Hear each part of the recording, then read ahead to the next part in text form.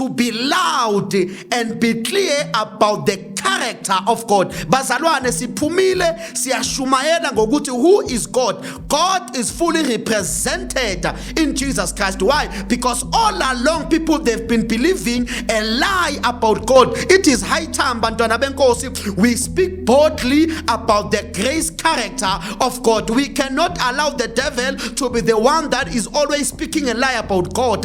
We are here to be loud in the midst of falsehood. We are here to be loud about who is God. We are here to be loud about the true character of God. Inyanga zizothi sikhuluma sobe sikhuluma. Abaprofeti bamanga bazothi beqamba manga ngoNkulunkulu. We will flood the whole social media with the revelation knowledge of who God is. It is high time yokuthi singabi silent njengebandla siphumile to reveal the true character of God, because into eyenza umuntu awe ensimini yase-Eden ukuthi uSathane wathatha initiative yokukhuluma ngoNkulunkulu waqamba manga, and unfortunately whoever wakholwa ngamanga ashiwo uSathane about the character of God. So there was a mind shift in the mind. Abayeshunyelwa abafundisi ematendeni ukuthi abantu abayekutshwala. Leyo preaching ayisizi if ingqondo ayikaguqulwe ngecharacter kaKristu.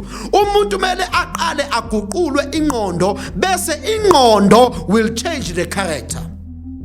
Hosea says, you rejected knowledge of God, so I reject you from uNkulunkulu. Yenza uhlala usaba. Kunabantu abasaba uNkulunkulu ungazi ukuthi lo muntu umsabelana uNkulunkulu. Why? It's because ulahlekele ukumazi uNkulunkulu. So yabona abantwana angithathele ithuba nginibingelele bathandekayo egameni lomfowethu uKristu Jesu waseNazaretha. Uthi uDavid makekhuluma uthi this is the day the Lord has made, we shall rejoice and be glad in it. Siyambonga bathandekayo uNkulunkulu ngalolu hlelo asenzele lona. We are back bantwana benkosi. Siyambonga uNkulunkulu. Ngiyacela ukuthi before siqale lolu hlelo lwethu le teaching ngicela umeme isihlobo sakho, umeme umngani wakho, umeme your partner, umeme umndeni wakho ukuthi beze bezohlala kanye nathi sicubungule imibhalo. Ngiyacela ukuthi uthathe iBhayibheli lakho as we are about to read the word egameni lenkosi yethu uKristu Jesu waseNazaretha. Igama lami nguThabo Isibongo ngwakajele, ngisindisiwe, uNkulunkulu wangenzela umusa. Namhlanje bantwana benkosi siyaqhubeka ngeteaching yethu ya last week, understanding salvation. Understanding salvation. Mhlambe ngaphambi kokuba siqale ngiyacela ukuba sithandaze. Father, we give you all the glory, we give you all the honor, we give you all the praises. We are born of God, we are born of the word. The word of God is our nature. We do not struggle to do the word. We do the word naturally. Therefore today we are going to be understanding the word of your grace. After this session, our lives will never be the same. In the mighty name of our Lord Jesus, I pray for comprehension, I pray for understanding to the viewer, in the mighty name of our Lord Jesus Christ. Amen. Siyabonga bantwana benkosi egameni lenkosi yethu Kristu Jesu. Namhlanje sibheka lolu daba oluthi understanding salvation by understanding the problem. Understanding salvation by understanding the problem. Last week we established that you cannot appreciate salvation until you diagnose the problem correctly. Angeke ukwazi ukuqonda insindiso ungakaqondi ukuthi what was the problem kuze kube khona insindiso kwakwenze njani. The problem did not start with the behavior, but the problem started with belief, specifically a distorted mindset or belief system about God's character.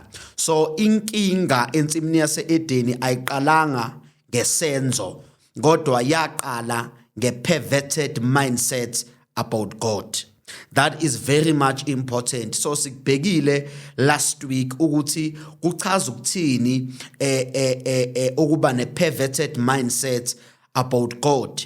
Number 2, sakubheka ukuthi yiziphi izinto uNkulunkulu ayeyinikeza umuntu, noma what was the intention of God to create a man. So namhlanje we are diving deep into this problem of mindset or of perverted mindset about God. So naku bathandekayo engicela ukuthi sikubambe before siqhubeka.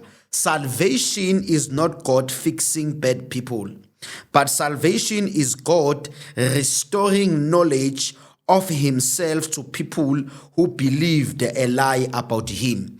Insindiso is not all about God fixing bad people, but salvation is God restoring his accurate knowledge of himself to people who believed a lie about him.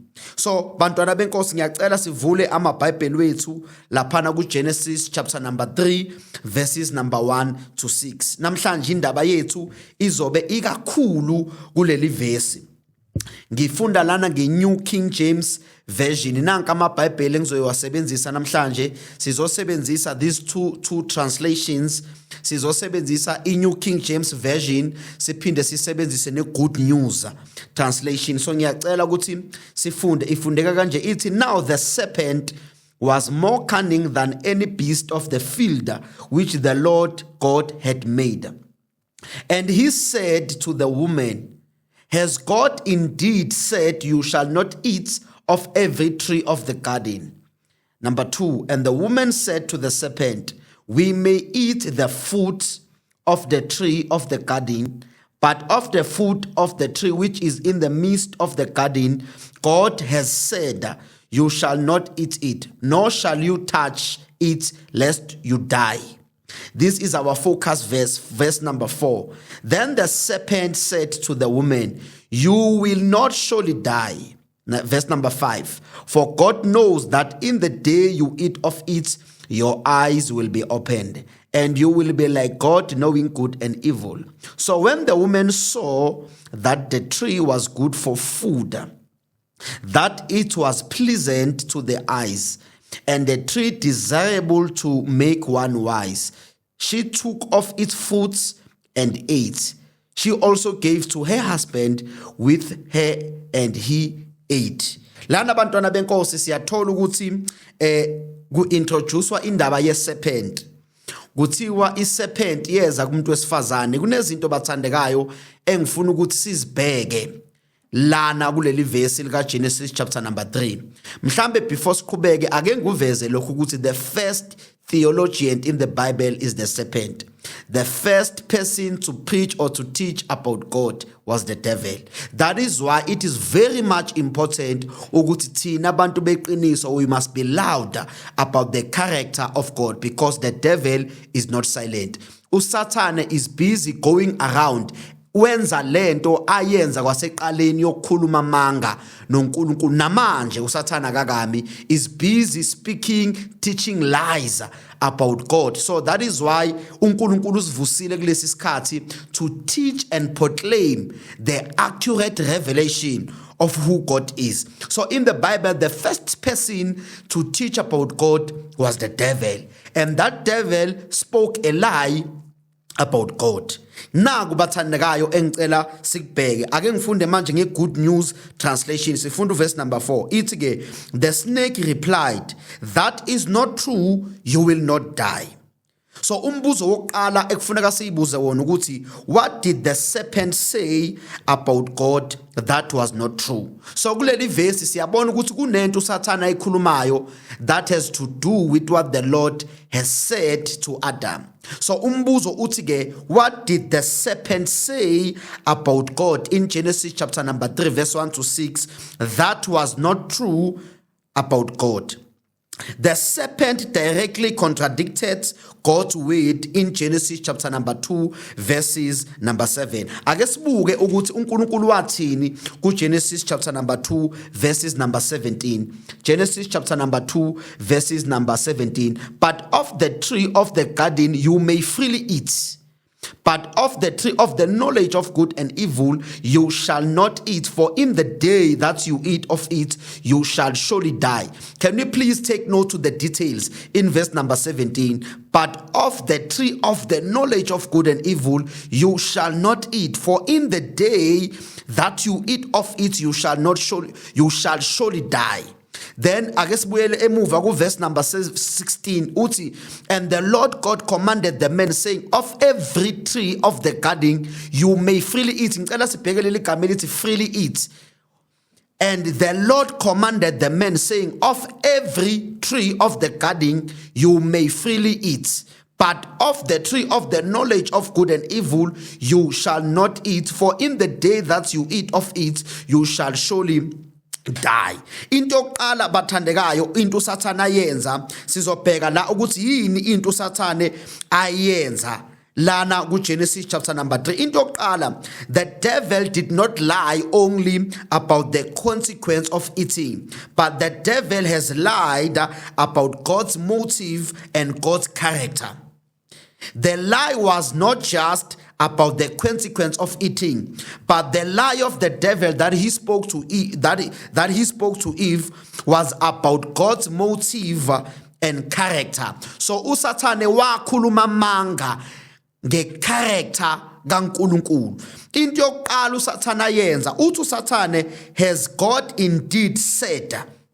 Mawufunda uGenesis chapter number 3 verses number 4. Mhlamba ngiyifunde futhi laphana ku verse number 2 or verse number 1. Now the serpent was more cunning than any beast of the field which the Lord God had made. And he said to the woman, has God indeed said? Ngifuna ubona into eshiwo uSathane emntwini wesifazane uthi, has God indeed said, you shall not eat of every tree of the garden. Meaning, lesi statement uSathane is questioning the character of God. Lesi statement si suggest ukuthi God is withholding something or God is restrictive. Meaning, this statement is questioning the generous character of God, the giving character of God. Ngicela siphinde sisifunde lesi statement uSathane asibuza kulo muntu wesifazane uthi, has God indeed said?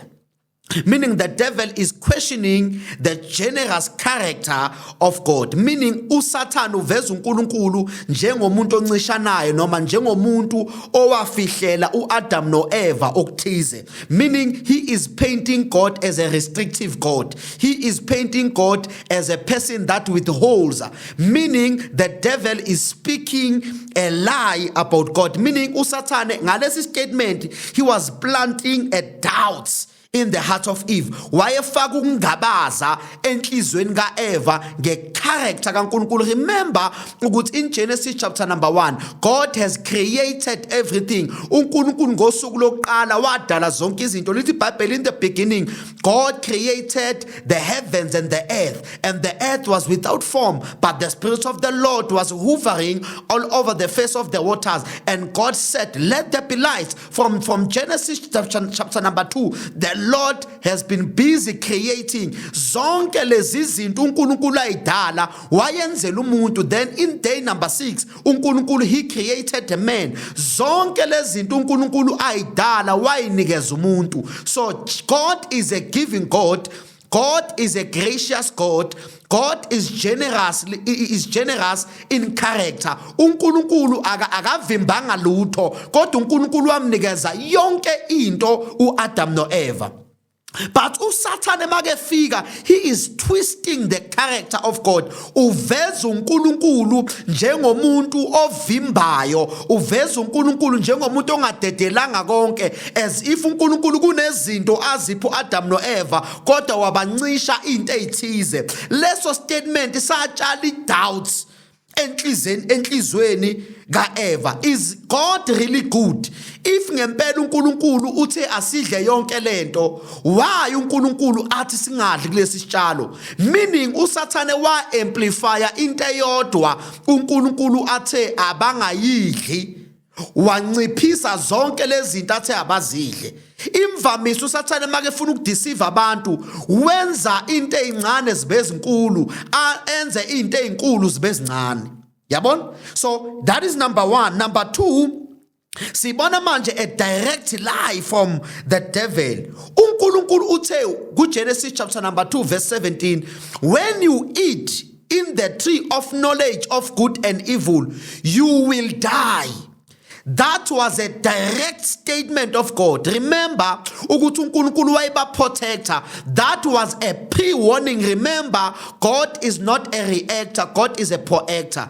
The Lord proacts. uNkulunkulu akeze emva kwendaba. uNkulunkulu akafana nalamaphoyisa angakini afika igebengu sehambile. No, uNkulunkulu akasebenzi kanjalo mntaka baba. Igebengu amaphoyisa akini afika after isikhathi 1 hour igebengu seyibalekile. Futhi amaphoyisa angakini mawefika afika akhalisa isiren enzela lezi igebengu ibaleke. But uNkulunkulu he proacts. uNkulunkulu uhamba qala.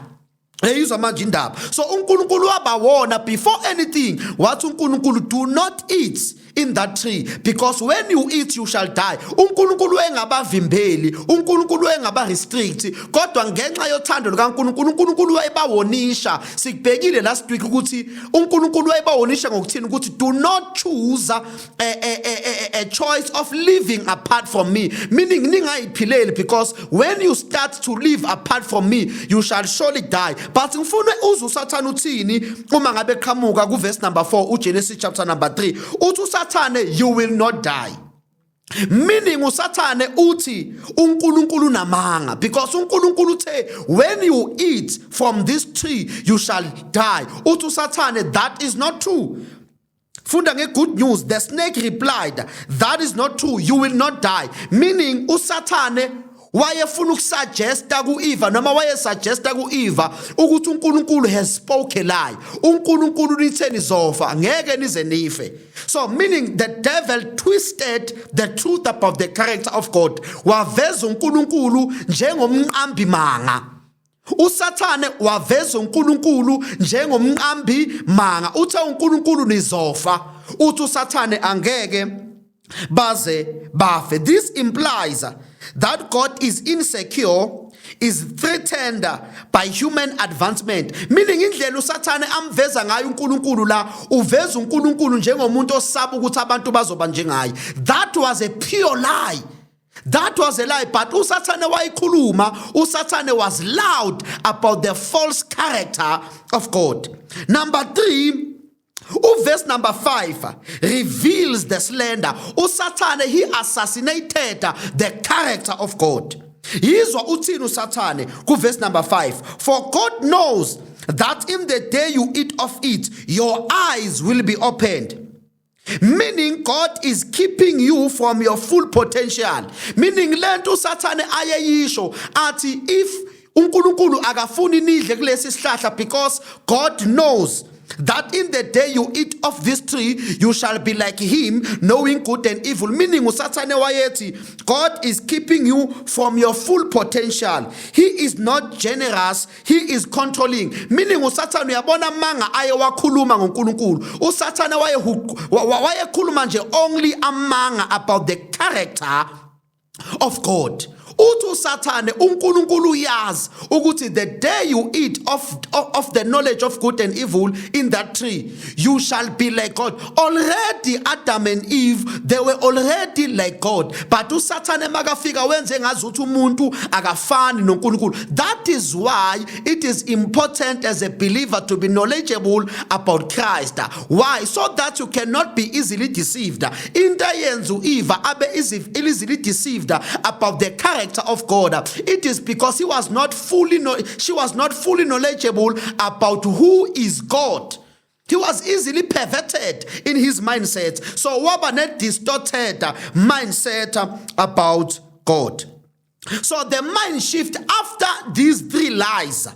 Adam believed what the devil told him about God. Meaning Eva wakholwa ukuthi uNkulunkulu namanga.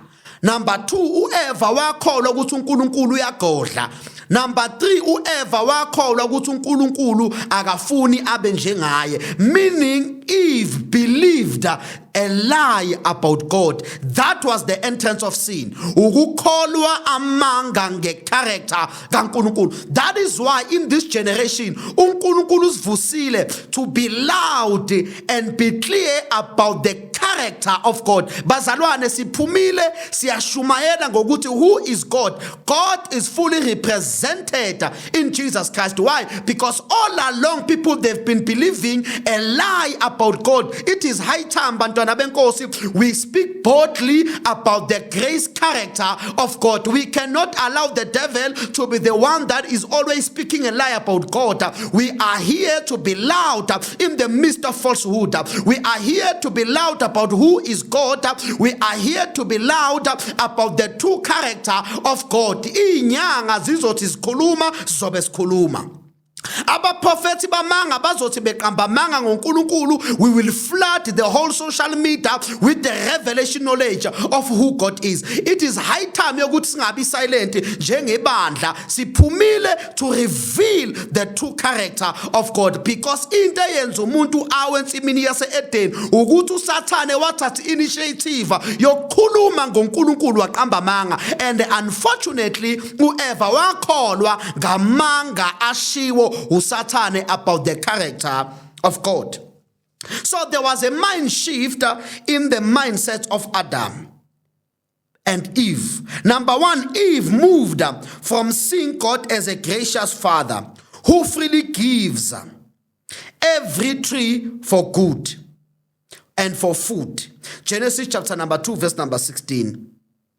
Then Eve wakholwa ukuthini? He started to see him as a rival who restricts. The first sin was not eating fruits. It was believing a lie about who God is. Conduct followed consciousness. Ngicela sibambe naku bazalwane. The actions of sinning are a result of distorted mindset about God.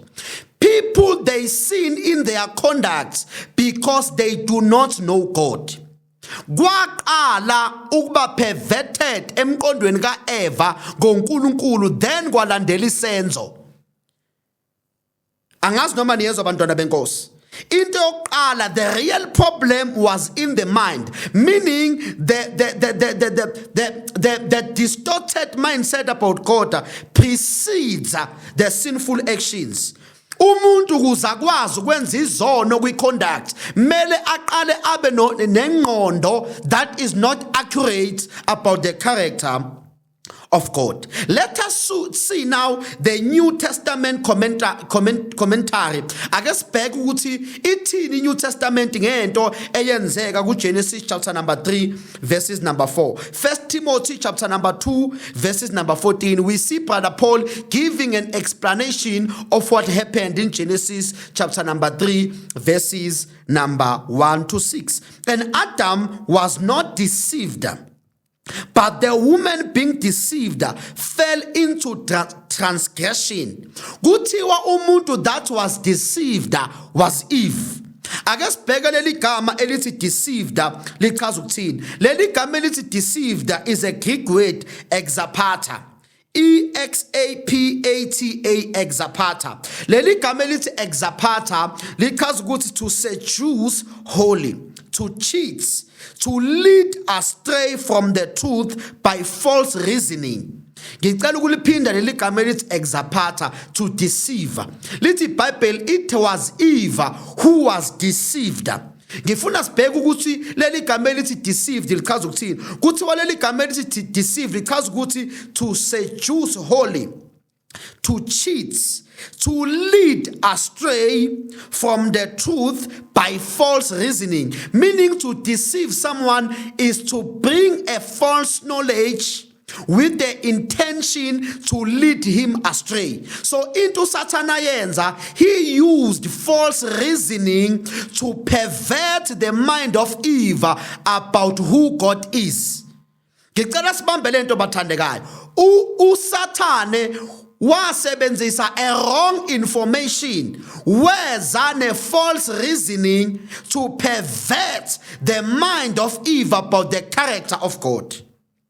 So leli gama is not just only to trick someone, it is a complete mental hijacking. Meaning to deceive someone is to hijack the accurate and the revelation knowledge that is in the mind of a person. Makuthi umuntu yamdeceive usuke umroba iqiniso elisuke li exist emqondweni wakhe. Kuthiwa ke leli gama in Greek understanding lichaza ukuthi it was used to seduce or to capture the mind and make falsehood feel like truth. Kuthiwa leli gama elithi deceiver lalisetshenziswa ngesiGriki ukwenza amanga abukeke ayiqiniso. Kungakho kulezi insuku masikhuluma ngegrace kuthiwa sithi abantu abaqhubeke badla izono. Why? Is because uSathane uphumile wapervert icharacter kaNkulunkulu kwaze kwafinyelela kule point ukuthi uma ngabe uveza icharacter yomusa kubukeke ngazuthi uqamba amanga. Leli gama elithi to deceive someone lichaza ukuthi ukuphakamisa amanga uwenze abukeke njengeqiniso. So into uSathane yenza ensimini yase-Edeni wasebenzisa wrong information. He spoke a lie about God. Wenza le theology yakhe perverted kwaba i-theology correct emqondweni kaEva. That is very much critical bathandekayo. Ake sibheke i-translation yeMira ukuthi thini. Ithi laphana Adam was not deceived, but the woman was utterly seduced and thus fell into transgression. The Mirror Bible emphasized that the fall was a fall into a mindset before it was fall into an act. Eva no Adam baqala ukuwe engqondweni before bawe kwi-conduct. Meaning the origin of sin was mindset. The entrance of sin was mindset. Isono sangena ngomqondo. Yimuphi umqondo? The perverted mindset about God. Let us see now before siya ngasemaphethelweni ukuthi what happens when a man believes a lie about God. A distorted God concept produces distorted living. A distorted mindset about God produces a distorted living. Ngicela sibheke bathandekayo leli verse. Hosea chapter number 4 verses number 6 ifundeka kanje. My people are destroyed for the lack of knowledge. Because you have rejected knowledge, I will also reject you from being a priest from me. This is the New King James Version. But in the Good News Translation, it's a Good News Translation. My people are destroyed because they do not know me. My people are destroyed because they do not know me. Since priests refuse to know me, nami I will refuse them. People are being destroyed simply because they have lost the accurate knowledge about God. Maskuluma about the knowledge. We are speaking about the Greek term epignosis, meaning accurate, precise revelation about who God is. Lana akulunya about information. Lana akulunya about data. Lana kukulunya about revelation knowledge about the character of God. My people are destroyed because they do not know me. That is why I said the first sin was a distorted mindset about God. What does it mean to be a priest in the sense of reflecting God? Under the old covenant, a priest's job was to represent God to people and people to God. Exodus chapter number 28 verse number 1. But the deeper role, priests were to mirror God's nature to the nation. When Israel saw the priest, they were supposed to see what God was like. His mercy, His holiness, His grace. So, Lady Carmelite priest, Lady Kazuguti is a person that reflects the nature of God. But Yesu Osiutin, Utu my people are destroyed for they lack knowledge about God. Because you have rejected knowledge, I will also reject you from being a priest for me. Meaning you cannot reflect the God you do not know. Lenchumayelo ethi abantu abayeka izono ayisizi if umuntu engena knowledge kaKristu. Lenchumayelo abayeshunyelwa abafundisi ematendeni ukuthi abantu abayeka utshwala. Leyo preaching ayisizi if ingqondo ayikaguqulwe ngecharacter kaKristu. Umuntu mele aqale aguqulwe ingqondo bese ingqondo will change the character. Hosea says, you rejected knowledge of God. So I reject you from being a priest. Meaning, when your knowledge of God is corrupted, you can no longer accurately reflect him. You misrepresent him. And when leaders misrepresent God, people perish. So if you misrepresent God, you misrepresent God because you have a distorted mindset about him. You have a distorted character about him. Let us examine this last verse. Isaiah chapter number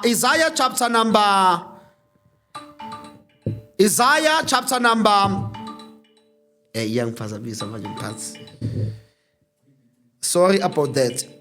Isaiah chapter number 13, Isaiah chapter number 5, verses number 13.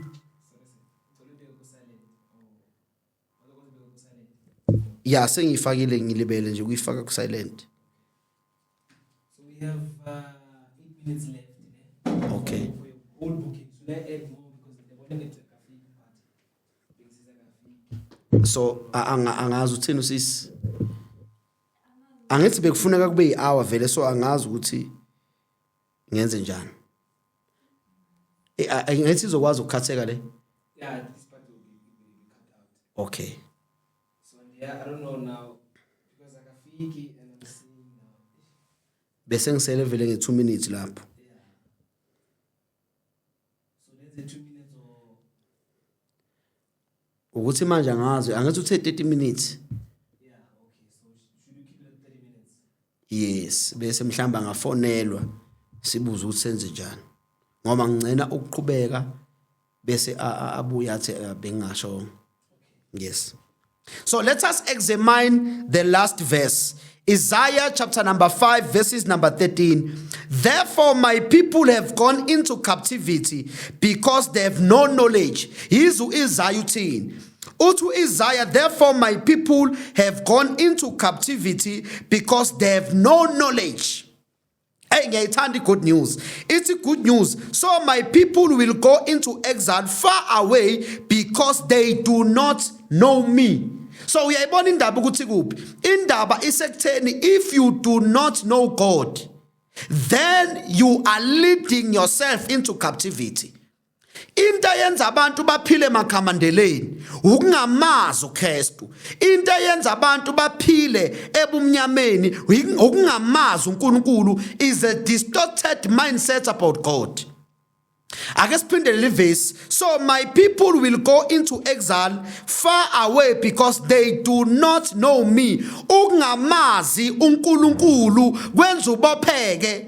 Ukungamazi uNkulunkulu kwenza abantu baphile ezonweni. Ukungamazi uNkulunkulu kwenza abantu babulalane bodwa. Yini indaba? Kulahleke knowledge kaKristu. So captivity is the fruit of not knowing God's nature. Not knowing God as gracious Father leads to slavery or to fear. Ukungamazi uNkulunkulu, ukungayazi igrace character kaNkulunkulu yenza uhlala usaba. Kunabantu abasaba uNkulunkulu, ungazi ukuthi lo muntu umsabelana uNkulunkulu. Why? Is because ulahlekele ukumazi uNkulunkulu. So yabona abantwana benkosi, lento eyenzeke ensimini yase-Edeni yamosha umhlaba wonke. Yamosha umhlaba wonke. That is why funeka sishumele ivangeli ngempela bafowethu. Singadlali. Ngicela si-examine leli point. A corrupted conduct as a result of distorted mindset about God. Ngifuna sibheke i-conduct yabantu esenzweni. Ngifuna sibheke izono ngenxa yokungamazi uNkulunkulu. Yizo Hosea chapter number 4 verse 1 to 2 uthini? There is no truth or mercy or knowledge of God in the land. By swearing and lying, killing and stealing and committing adultery, they break all restraint. Ngicela sifunde nge-good news. It's good news. There is no faithfulness or love in the land, and the people do not acknowledge God. They make promises and break them. They lie, murder and steal.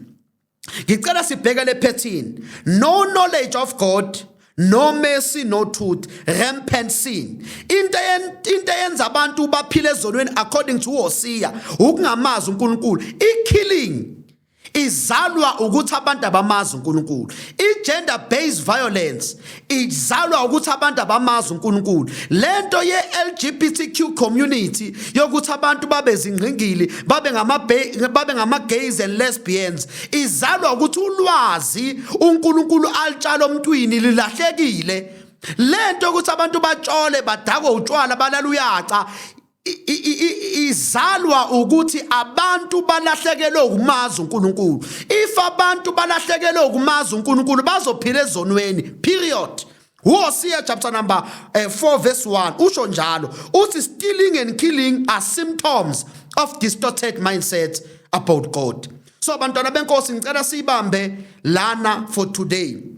Then we shall continue next week, say examine more of a character that contradicts God as a result of distorted mindsets about God. Ngicela sithandaze bantwana benkosi egameni lomfowethu Kristu Jesu. Baba kekho njengawe siyabonga kakhulu ngale session osinikeze yona namhlanje. Lord, we are learning about your true character.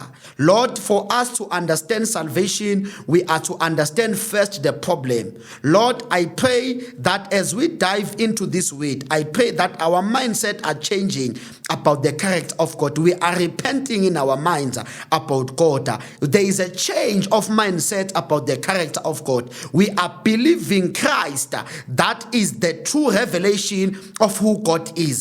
In the mighty name of our Lord Jesus Christ, I pray that the knowledge of God may be filled in the entire world by the power of the Holy Ghost.